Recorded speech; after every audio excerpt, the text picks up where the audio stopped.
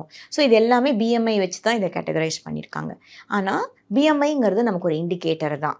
அதுக்காக இப்போ for example நம்ம வந்து ரெஸ்லர்ஸ் இருக்காங்க, அவங்கெல்லாம் 150 கிலோ இருப்பாங்க, அதுக்காக அவங்கெல்லாம் வந்து ஒபெசைட்டிஸ் அப்படி சொல்கிறதுக்கு நம்ம இல்லை. ஏன்னா அவங்க மசில் மாஸ் அதிகமாக இருக்கும்.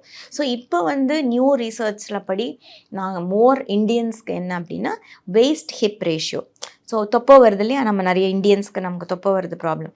ஸோ உங்கள் வெயிஸ்ட்டையும் உங்கள் இடுப்பையும் மெஷர் பண்ணி அந்த ரேஷியோவில் வருது தான் இப்போ நம்ம வந்து ஒபெசிட்டி அப்படிங்கிறது நம்ம எடுத்துட்டோம்னா நமக்கு அது ரிலேட்டடாக டிசீசஸ்க்கு என்னெல்லாம் வரலான்னு பார்த்து க்யூர் பண்ணுறதுக்கு நம்ம வச்சுக்க முடியும். ஸோ அதனால் obesity is a broad thing. Over வெயிட் இருந்தாலே ஐடென்டிஃபை பண்ணி நம்ம ரெக்டிஃபை பண்ணிட்டோம்னா அது நமக்கு நல்லது. ஓகே. அண்ட் இப்போ ரீசெண்ட் டேஸில் வெறும் தொப்பை போடுறது மட்டும் சொன்னீங்க. ஏன் அது அந்த மாதிரி வருது? அதனால் நம்ம உடம்புக்கு என்னென்ன பாதிப்புகள்லாம் இருக்குது?